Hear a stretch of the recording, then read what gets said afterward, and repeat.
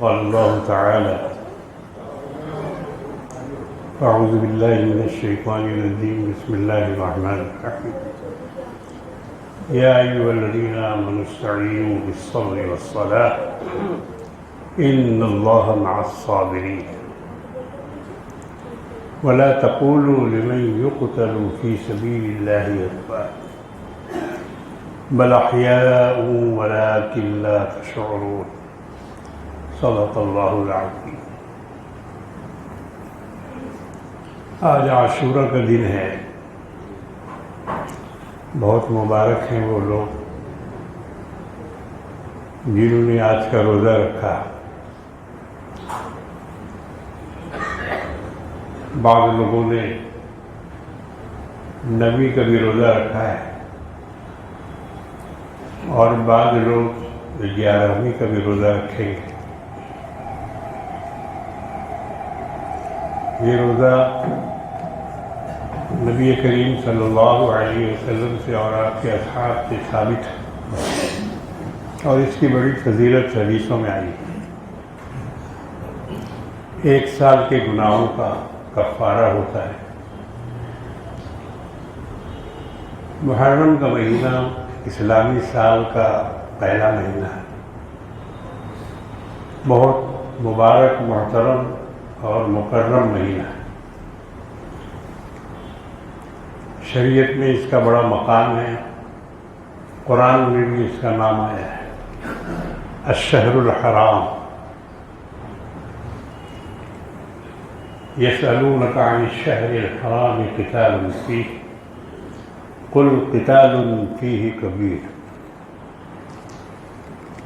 اس حرمت والے مہینے کے بارے میں لوگ آپ سے سوال کرتے ہیں کہ اس میں لڑنا بھڑنا، جنگ و جدال کیسا ہے؟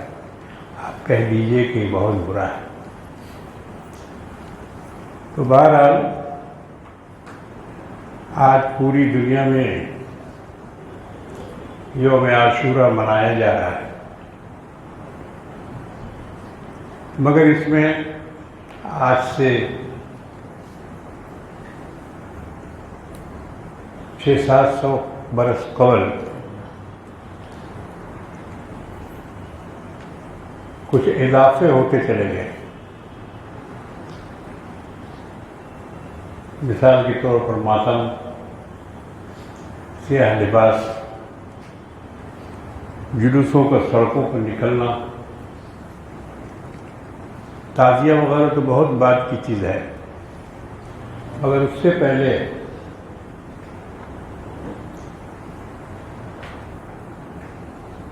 دیلم ایک صوبہ تھا عرب کا، عراق کا، وہاں کا گورنر معز الدولہ جو مذہباً شیعہ تھا، اس نے محرم کے جلوس کو نکالا سب سے پہلے،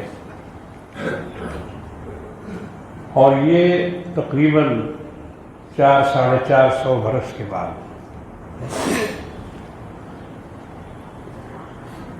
علماء نے اس کی بہت مخالفت کی، اس کے بارے میں بہت ساری کتابیں لکھی گئی، فتاوی دیے گئے، اس کو حرام اور ناجائز قرار دیا گیا، مگر چونکہ ایک فرقہ اس کے پس پشت تھا اور ان کی آبادی وہاں کثیر تھی، اس لیے انہوں نے اس کو پھیلایا۔ سیاہ لباس کا استعمال سب سے پہلے خلفاء بنو عباس نے کیا، انہوں نے اس کو اپنا درباری لباس قرار دیا۔ اس میں سیاسی وجہ تھی، ان کو فاطمین اور علویین کی ہمدردی حاصل کرنی تھی، تو انہوں نے اس طرح سے سیاہ لباس اختیار کر کے گویا اپنے آپ کو غم کا منانے والا بتایا،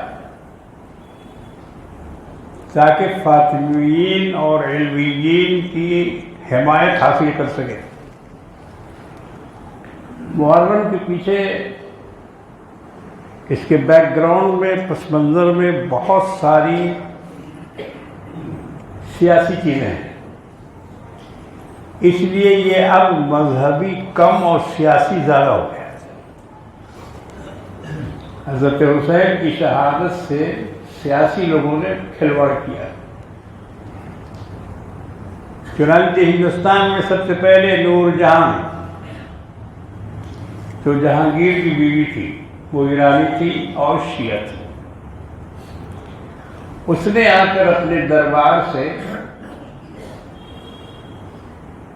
شیعت کو بڑھاوا دیا، شیعہ کے بڑے بڑے علماء کو ہندوستان بلایا۔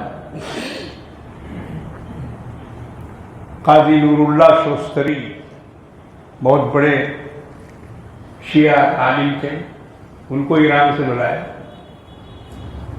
آگرہ میں آج بھی ان کا مزار موجود ہے۔ اس سے مناظرہ کروایا شیعہ سنی کا، بہت ساری جگہوں پر سنی علماء، شیعہ علماء، کتابیں نکالی گئی، کتابیں لکھی گئی۔ قاضی نور اللہ شوستری نے خود کئی کتاب لکھی ہیں، مجالس المومنین اور دیگر کتابیں۔ اس طرح سے شیعی عقائد کو ہندوستان میں فروغ ملا، اور چونکہ اس میں دھما چوکڑی ہے، شامل کر دیا گیا، شور و غل ہے، اچھل کود ہے، اور بہت ساری کھیل کھلاڑی کی چیز ہے، لاٹھی گھمانا، بنیٹھی گھمانا، اور بہت ساری لہو و لعب جس کو بولتے ہیں، وہ سب اس میں شامل کیا گیا۔ باطل فرقوں کی یہ عادت ہے کہ اپنے فرقے کو پھیلانے کے لیے، عوام میں مقبول بنانے کے لیے، وہ اس میں عوامی چیزوں کو داخل کرتے ہیں، جیسے پارسی مذہب ایران میں، زرتشت کا مذہب۔ اب ان کا مذہب پھیلا کیسے؟ تو انہوں نے کیا کیا؟ نعوذ باللہ، تمام رشتوں کو حلال کر دیا، ماں بھی، بیٹی بھی، بیوی بھی، بہن بھی، خالہ بھی، نانی بھی، دادی بھی، سب رشتوں کو ختم کر دیا،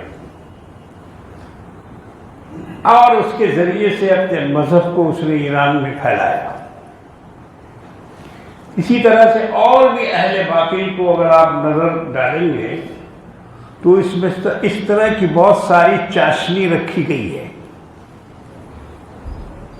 چاشنی رکھی گئی ہے، کہیں مٹھائی ہے، کہیں پلاؤ ہے، کہیں چادر ہے، کہیں گاگر ہے، کہیں سندل ہے، کہیں عرس ہے، کہیں رقص ہے، کہیں سرود ہے، کہیں گانا ہے، کہیں کچھ ہے، یعنی اس طرح کی وہ چیزیں جس سے عوام متوجہ ہو۔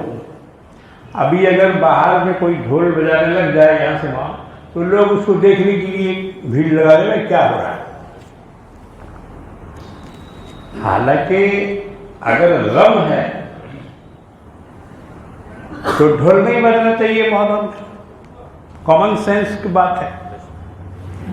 کسی کے بھی جنازے میں، کسی کی بھی موت پر، کسی کی بھی شہادت پر ڈھول کیسے بج سکتا ہے؟ یہ تو بالکل تضاد کی بات ہے، دونوں میں کوئی جوڑ نہیں۔ اگر جنازہ کا جلوس ہے تو اس میں ڈھول نہیں بجے گا، اور اگر شادی ہے، بارات ہے، دولہا جا رہا ہے، تو اس میں کہا جا سکتا ہے کہ بھائی خوشی کا موقع ہے، اس لیے ڈھول باجا گاجا بجایا جا رہا ہے۔ آپ دیکھیے شیطان کی چال، اس نے جنازہ پر بھی ڈھول بجوا دیا، دیکھا آپ نے؟ اس کی طاقت کا اندازہ لگائیے کہ کس طرح سے لوگوں کے دلوں کو قبضہ کرتا ہے۔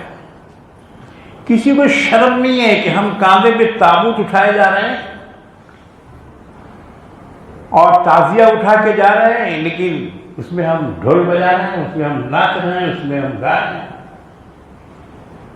تو اس طرح سے بے عقلی کی باتیں، خرافات کی چیزیں اس میں ڈالی گئی، لوگوں کا ہجوم بڑھتا گیا، سال بسال اس میں ترقی کرتے گئے، کیونکہ کوئی پابندی کہیں سے تو ہے نہیں، کوئی شریعت تو اس کے لیے ہے نہیں، کوئی قرآن و حدیث تو ہے نہیں کہ اس میں روک لگائی جائے کہ بھئی یہ ہوگا یہ نہیں ہوگا، ایسا تو نہیں ہے۔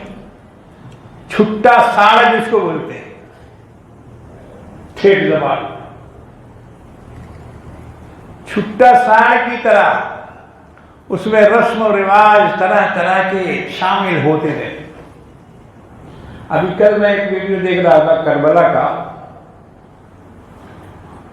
تو بہت سجا سجایا، پھول پتی جھاڑ فانوس چاند تارا ستارہ پنجا سب بنا ہوا ہے۔ کیا ہے بھائی؟ کہ یہ علی اصغر کا جھولا، علی اصغر امام حسین کے شیرخوار بچے جو میدان کربلا میں شہید ہوئے، ان کا جھولا تھا وہاں۔ امام حسین اپنے ساتھ علی اصغر کا جھولا لے گئے تھے، مگر جھولا بنا کے ہزاروں لوگ اس کو سلام کر رہے ہیں، اس کو آگے چوم رہے ہیں۔ کیا چوم رہے ہو بھائی؟ سب تو تانبا پیتل لوہا لکڑی لگا ہوا ہے، اور اس کو چوم رہے ہیں، آنکھوں سے لگا رہے ہیں، اس کے سامنے کھڑے ہو کے رو رہے ہیں، اور کہتے ہیں کہ یہ سب ہم لوگ اس کی نقل کرتے ہیں، حالانکہ نقل بھی نہیں ہے، وہ اس کی اصل موجودی نہیں ہے۔ اسی طرح سے جناب قاسم رضی اللہ تعالیٰ جو امام حسن کے بھتیجے تھے، کربلا میں شہید ہوئے، اپنے چچا کے ساتھ گئے تھے۔ ان کی مہدی کی رسم آج لوگ ادا کر رہے ہیں۔ خرافات کی کوئی گنتی نہیں ہے بھائی، میں کتنا بتاؤں گا آپ کو، سنتے سنتے آپ تھک جائیں گے۔ تو اتنی ساری چیزیں سال بسال اس میں اضافہ ہوتا چلا گیا۔ پہلے آپ کے شہر میں محرم کا مہینہ کس طرح سے منایا جاتا تھا؟ میلاد النبی، جشن میلاد النبی کیسے منایا جا رہا ہے آج کل؟ 50 برس پہلے اس کا کوئی اور پتہ نہیں تھا، اس کو 12 وفات کہا ہے، حضور صلی اللہ علیہ وسلم کی وفات کا دن۔ اس کے بعد 12 وفات سے ہوتے ہوتے یوم النبی سے میلاد النبی، اب جشن میلاد النبی۔ یہ تو ہم لوگ کے آنکھوں کی دیکھی ہوئی بات ہے، کس طرح سے اس میں تبدیلی لائی گئی۔ اور اب جو ہو رہا ہے جشن میلاد النبی کے نام پر، پاکستان کے ویڈیوز کو آپ دیکھیے کہ بال کھلی ہوئی لڑکیاں وہ سڑکوں پر آ کر ناچ رہی ہیں، اور مولانا صاحب کھڑے ہو کر ٹوپی داڑھی لگا کر اس کو دیکھ رہے ہیں اور خوش ہو رہے ہیں۔ یہ میلاد النبی ہے؟ میلاد النبی ایسے ہی منایا جائے گا؟ لڑکیوں کو ڈانس کرا کے عقل ماری گئی ہے لوگوں کی۔ نبی کے ساتھ جب ایسی حرکتیں کر رہے ہیں لوگ، نبی کی عزت کے ساتھ، ان کے ناموس کے ساتھ، ان کی میلاد کے ساتھ، تو بولو کہ حسین کے نام پر کیا کیا نہیں کر رہے ہوں گے۔ اور سامنے ڈھڈا رکھا ہے حسین کی محبت کا، اہل بیت کی محبت کا۔ یہ محبت نہیں ہے۔ یزید نے تو ایک مرتبہ ظلم کیا تھا، اور مسلمان ہر سال ظلم کر رہے ہیں۔ یزید نے ایک دفعہ مارا تھا، اور مسلمان ہر سال ان کو مار رہا ہے، ان کا تیجا کر رہا ہے، ان کا تحارم کر رہا ہے، ان کا 40واں کر رہا ہے۔ کیسے گوارا کرتے ہیں لوگ؟ تو اب دیکھو یہ شیطانی چال کہاں سے لا کے اس نے کہاں پٹکا، اور کس طرح سے محبت کے نام پر اس نے عقلوں پر پردہ ڈال دیا ہے. اس لیے میرے بھائیوں، بزرگوں اور دوستوں، جو نہیں سمجھ رہے ہیں ان کو بھی سمجھائیے، آپ بھی سمجھیے کہ یہ ایک واقعہ تھا جو آج سے 1400 سال پہلے گزر گیا. ایک جنگ تھی، ایک ظلم کا بازار تھا جو میدان کربلا میں گرم کیا گیا. سیدنا حسین رضی اللہ تعالیٰ اس جنگ کے لیے تیار نہیں تھے. آپ نے دوران سفر 6 مرتبہ واپسی کا ارادہ فرمایا. پاکستان میں آج کل ایک آدمی بہت مشہور ہو رہے ہیں، انہوں نے بہت ساری کتابیں بھی لکھ ڈالی ہیں. ان کے لقب کے ساتھ لوگ شیخ الاسلام بھی لکھ رہے ہیں، مولانا طاہر القادری. آج کل بہت ویڈیو ان کا شہادت کے اوپر وائرل ہو رہا ہے اور لوگ رو رو کر آنسو رومال بھگا بھگا کر ان کی تقریریں سن رہے ہیں. میں نے یہ دیکھنا چاہا کہ انہوں نے اپنی کتاب میں حضرت امام حسین کی واپسی کے متعلق کچھ لکھا ہے یا نہیں، کیونکہ آج کل کے شیعہ یہ انکار کر رہے ہیں کہ حضرت نے واپسی کا ارادہ نہیں فرمایا. جب ان پر اعتراض ہوا کہ بھئی جب واپسی کا ارادہ کر لیا تو اب یہ اسلامی جنگ کہاں رہی، اب حق و باطل کا معرکہ کہاں رہا؟ کیونکہ حق و باطل کا معرکہ وہ ہوتا ہے کہ جس میں واپسی کا کوئی سوال ہی نہیں پیدا ہوتا ہے. قرآن نے اس میں سخت ممانعت کی ہے. اللہ نے فرمایا کہ اگر کسی نے واپسی کا ارادہ کیا یا واپس ہوا یا کسی نے پیٹھ پھیری تو اس پر اللہ کا غضب نازل ہوگا. بڑی سخت وعید ہے قرآن میں. قرآن مجید کے 5ویں سپارے سورہ نساء کے 6 رکوع میں اللہ تبارک و تعالی ارشاد فرماتے ہیں وَمَن يُوَلِّهِمْ يَوْمَئِذٍ دُبُرًا إِلَّا مُتَحَرِّفًا لِقِتَالٍ أَوْ مُتَحَيِّزٍ فَقَدْ بَاءَ بِغَضَبٍ مِّنَ اللَّهِ. جو بھی جہاد سے پیٹ پھیرے گا، وَمَن يُوَلِّهِمْ يَوْمَئِذٍ دُبُرًا، جس نے بھی اپنی پیٹ پھیری جنگ چھوڑ کر، وہ جنگ جو حق و باطل کا فیصلہ کرنے والی ہے، جس میں اعلاء کلمت اللہ کے لیے جہاد کیا جا رہا ہو، اور اس میں سے کسی نے اگر واپسی کا ارادہ کیا، پیٹ پھیرا، قرآن نے اس میں استثناء کیا الا متحرفا لقتال، یا پھر کوئی جنگی چال کی وجہ سے واپسی ہو، جیسا کہ جنگ حنین میں ہوا تھا. مسلمان پیچھے ہٹ گئے تھے، بعد میں پھر دوبارہ حملہ کیا ہے، تو وہ ایک چال تھی جنگی، پیچھے ہٹنا، پیٹ دکھانا، واپس ہونا. او متحیزا الی فئۃ، یا اپنے گروہ کی طرف رجوع ہونا اپنے بچاؤ کے لیے. کوئی جماعت اگر وہاں دوسری ہے تو وہاں تک پہنچنا. اللہ نے اس کو انکار کیا کہ یہ پیٹ پھیرنا نہیں ہے اور یہ قابل مذمت نہیں ہے، مگر وہ کہ جس نے جنگ سے انکار کیا، جس نے واپسی کا ارادہ کیا، تو اللہ نے فرمایا فقد باء بغضب من اللہ، پس اس پر اللہ تعالی کا غضب نازل ہوگا.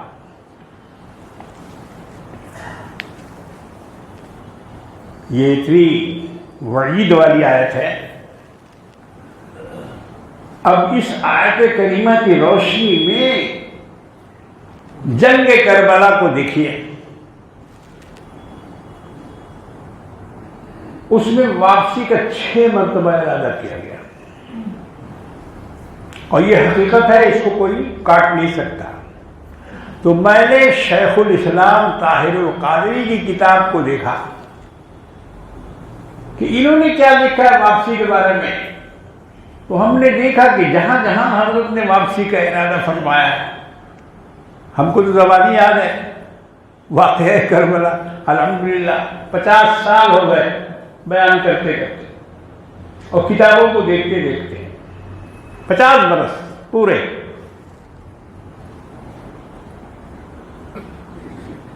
جب 13-14 برس کی عمر ہماری تھی تو ہمارے ابا نے ہم کو مائک پر بٹھا دیا تھا. میرا شوق دیکھ کر، شوق تھا مجھے. اور اگر بچپنے کی وجہ سے کوئی چوک ہوتی تھی، زبان پھسلتی تھی کہیں، تو ابا اس کو سمجھاتے تھے اور درست کراتے تھے.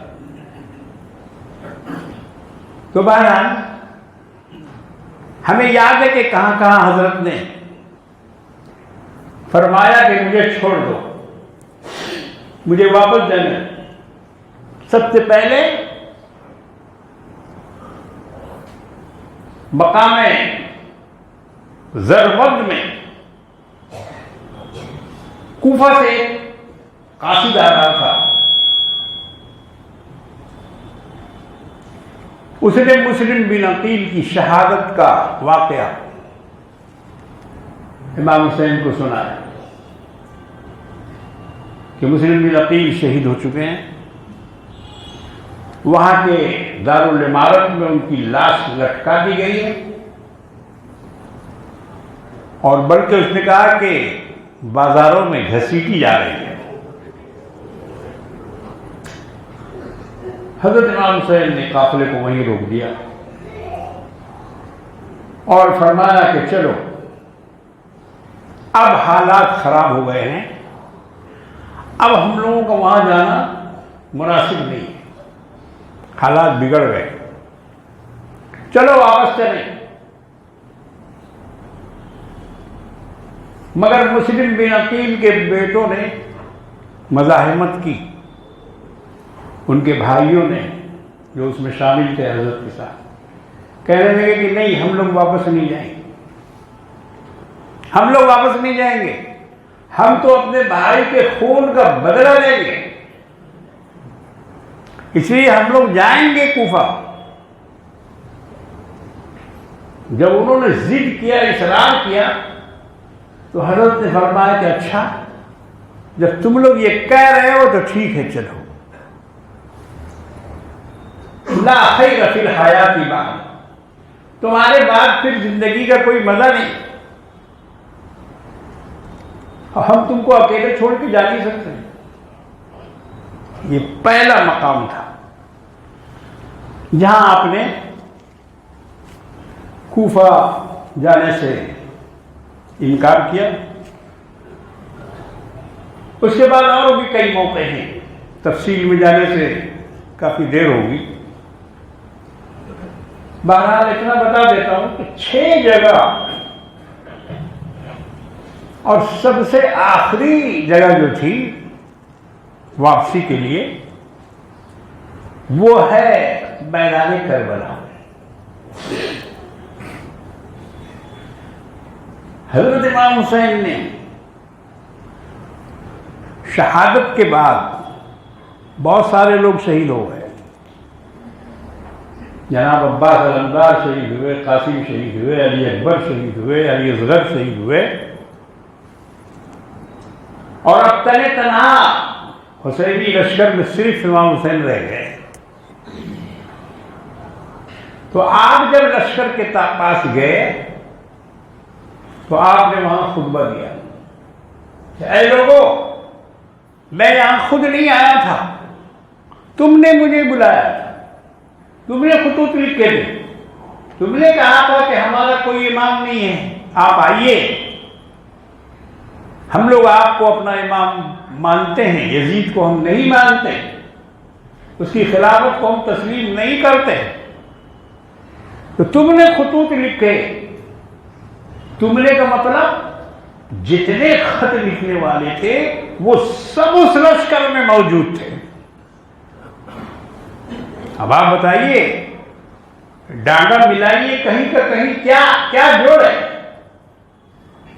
حضرت کو شہید کرنے کے لیے جو فوج آئی تھی یزید کی طرف سے، اور جس کا سپہ سالار عمر بن سعد تھا، جو امام حسین کا ممیرا بھائی تھا، حضرت سعد بن وقاص رضی اللہ تعالیٰ عنہ، جلیل القدر صحابی، عشرہ مبشرہ کے صحابی، مصر کو، ایران کو فتح کرنے والے صحابی، ان کے ہاتھوں پہ ایران فتح ہوا۔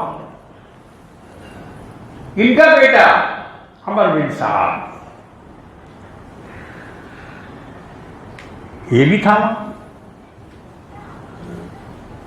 لشکر کا سپہ سالار بن کے آیا تھا۔ تو اب حضرت نے جو آخری خطبہ دیا اس میں یہی فرمایا کہ میں خود نہیں آیا، تم نے بلایا۔ اب اگر تم مجھے نہیں چاہتے ہو تو مجھے یزید کے پاس لے چلو۔ یزید کے پاس جانے کے لیے امام حسین تیار ہو گئے۔ عمر بن سعد نے ابن زیاد کو خط لکھا کہ حسین یزید سے ملنے کو تیار ہے، مگر وہاں ایک دشمن بیٹھا ہوا تھا جس کا نام تھا شمر ذی الجوشن۔ یہ پہلے حضرت علی کی فوج میں تھا۔ اس نے بہکایا عبید اللہ بن زیاد، جو کوفہ کا گورنر تھا۔ اس بدنہاد نے اس کو ماننے سے انکار کر دیا کہ نہیں، پہلے ہمارے ہاتھ پر بیعت کریں حسین، اس کے بعد یزید کے پاس جائیں۔ حضرت حسین نے اس ذلت کو برداشت نہیں کیا، فرمایا کہ یہ کبھی نہیں ہو سکتا ہے کہ میں ابن زیاد کے ہاتھ پر بیعت کروں، میرا جیسا شخص۔ اور واقعی یہ اس کی بڑی جسارت تھی کہ اس کے جیسا جو ٹکیا آدمی، اور وہ حسین کی بیعت مانگ رہا ہے، مطالبہ کر رہا ہے۔ حضرت حسین نے اس کو نامنظور کر دی، کبھی نہیں ہو سکتا، میری جان چلی جائے، میرے بال بچے سب شہید ہو جائیں، مگر یہ نہیں ہو۔ تو اس موقع پر بھی، وہاں بھی حضرت نے فرمایا کہ مجھے لے چلو یزید کے پاس، میں اپنا اس سے معاملہ طے کر لوں گا، یا مجھے اپنے مقام پر واپس جانے دو۔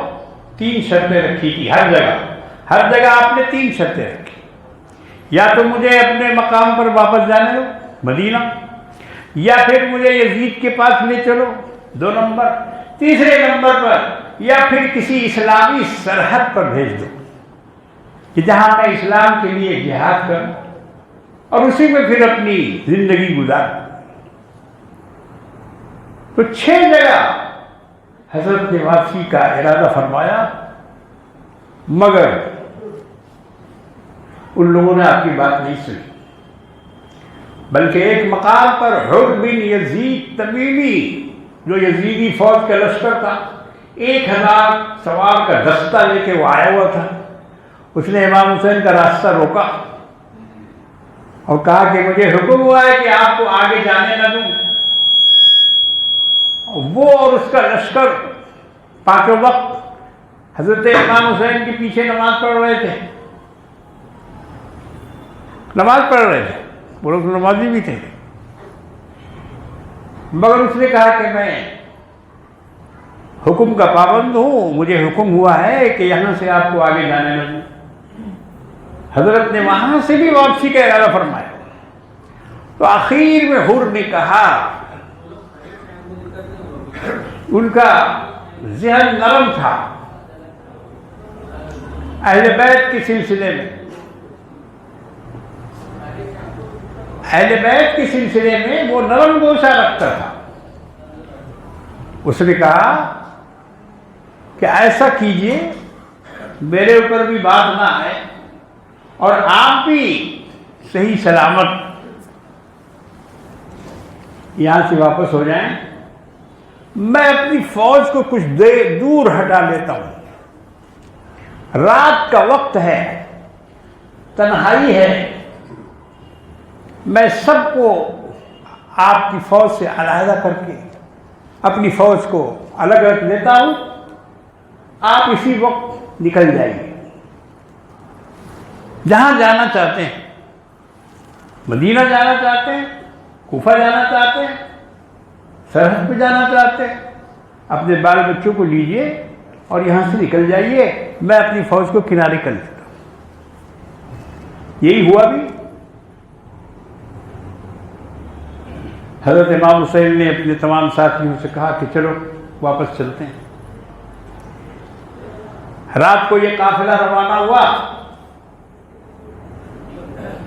مگر رات بھر چلنے کے بعد پتہ چلا کہ جہاں سے چلے تھے وہیں آ کے پہنچے۔ اس کو کہتے ہیں قسمت، یہ تقدیر الہی کا نوشتہ تھا۔ تو سیدنا امام علی مقام حسین رضی اللہ تعالیٰ عنہ کے لیے اللہ نے لکھا تھا ایک بڑی شہادت کے لیے، ایک بڑی صبر آزما شہادت، تو سیدنا امام حسین کو اور ان کے بال بچوں کو ملی۔ تو میرے بزرگوں اور دوستوں، وقت ختم ہو گیا۔ لوگوں نے اتنی بڑی شہادت کو تہوار بنا دیا، کھیلنے کا دن بنا دیا، اچھے اچھے کپڑے پہننے کا دن بنا دیا، بال بچوں کو انگلی پکڑ کے لے کے بولے چل دلدل دیکھنے، گڑیا نانی لے جا رہی ہے، بولے کہاں جا رہی ہو؟ بولے دلدل دیکھنے جا رہی۔ کسی نے سمجھا دلدل کو؟ کوئی نہیں پہچانتا ہے، کوئی نہیں جانتا ہے کہ ہم کہاں جا رہے ہیں، کس کو دیکھنے جا رہے ہیں۔ گھوڑے کو چومنا، اسلام میں یہ ساری پرستش شیطان نے ڈالی ہے، یاد رکھو۔ جھنڈے کو چومنا، جھنڈا کیا ہے؟ کپڑا۔ ڈنڈا کیا ہے؟ بانس کا ٹھاٹھیا کیا ہے؟ ذرا ان کی حقیقت پہ غور کرو تب سمجھ میں آتا۔ اب بولتے ہیں نسبت، کوئی نسبت نہیں، کسی طرح کی کوئی نسبت نہیں۔ حضرت امام حسین نے اس تازیہ کو دیکھا بھی نہیں، چھوا بھی نہیں ہے۔ اگر کم سے کم دیکھ لیتے تو ہم یہ کہتے کہ بھائی حضرت نے اس کو دیکھا ہے، ایک نسبت ہوتی کم سے کم، دیکھنے کی نسبت کچھ نہیں۔ سینکڑوں برس گزر گئے مگر نسبت لگا کر یہ سارا شرک شیطان کروا۔ گھوڑے کو جا کے چومتے ہیں لوگ، معلوم ہے وہ گھوڑا کہاں کا ہے؟ کربلا کا گھوڑا ہے، کربلا سے لایا گیا ہے۔ حضرت امام حسین کا گھوڑا ہے؟ نہیں میاں، پھول بغان کے استبل سے لے جائے گا، استبل کا گھوڑا ہے، بھاڑے پہ لایا گیا، وہ اس کو سجایا گیا، پہنایا گیا، اڑایا گیا، اس پر تیر تلوار سب لگایا گیا اور سجا گجا کے باہر لایا گیا۔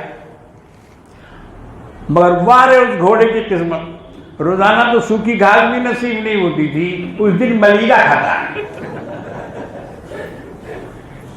اس کی بھی قسمت کھل جاتی، ملیگا کھاتا ہے، جلیبی کھاتا ہے جی، اس کا پاؤں دودھ سے دھلایا جاتا ہے، دھویا جاتا ہے۔ دیکھو شیطان نے کہاں سے کہاں پہنچایا۔ ثم رددناہ اسفل سافلین، اللہ نے اسی کو کہا ہے لقد خلقنا الانسان فی احسن تقویم، ہم نے انسان کو بہت بہترین سانچے پہ بنایا ہے، بہت عقل دیا ہے، بہت شعور دیا ہے، اور بڑا عقل والا ہے انسان۔ اس کو ہم نے اس طرح کی تخلیق دی ہے لیکن یہ اپنے کردار کی وجہ سے اسفل سافلین میں پہنچ گیا، بالکل نیچے چلا گیا، اتنا نیچے کہ اس سے نیچے کا کوئی سوچ بھی نہیں سکتا۔ تو میرے بزرگوں اور دوستوں، محرم ہر سال ہم لوگوں کے لیے یہ پیغام لے کے آتا ہے کہ اگر کہیں باطل سے مقابلہ ہو اور حق پر کوئی جم جائے تو انشاءاللہ فتح اسی کی ہوتی ہے۔ آج کا زمانہ ہم لوگوں کے لیے بڑا صبر آزما ہے، بڑا صبر آزما ہے، بڑے حالات بگڑنے والے، اور بھی بگڑیں گے بھی حالات۔ تو اللہ نے خوشخبری سنائی ہے ایمان والوں کو، یا ایھا الذین آمنوا استعینوا بالصبر والصلاۃ، نماز کے ساتھ صبر کرو، صبر کی زندگی اختیار کرو۔ ان اللہ مع الصابرین، بے شک اللہ صبر کرنے والوں کے ساتھ ہے۔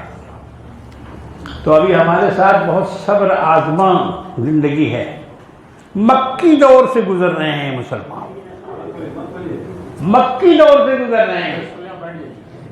جس طرح سے مکے کے مسلمانوں کو مار کھانی پڑتی تھی، خون بہانا پڑتا تھا اور بہت کچھ مظالم سہنے پڑتے تھے، آج ہم کو سہنا ہوگا۔ وہ دور پھر واپس آ گیا ہے، مگر یہ ہمیشہ نہیں رہے گا انشاءاللہ۔ اس کے آگے بعد ہمیشہ رات نہیں رہتی ہے، صبح ہوتی ہے، صبح ہوگی۔ اور جو لوگ آج ظلم ڈھا رہے ہیں وہ اپنے کیفر کردار کو پہنچیں گے انشاءاللہ تبارک و تعالی۔ اللہ تبارک و تعالی ہمارے دشمنوں سے انتقام لے گا اور ہم سب کی جان و مال، عزت آبرو کی حفاظت فرمائے گا۔ ہمیں استقامت کے ساتھ، نماز اور صبر کے ساتھ قائم رہنا ہوگا۔ اللہ ہم سب کو اس کی توفیق عطا فرمائے۔ وآخر دعوانا الحمدللہ رب العالمین۔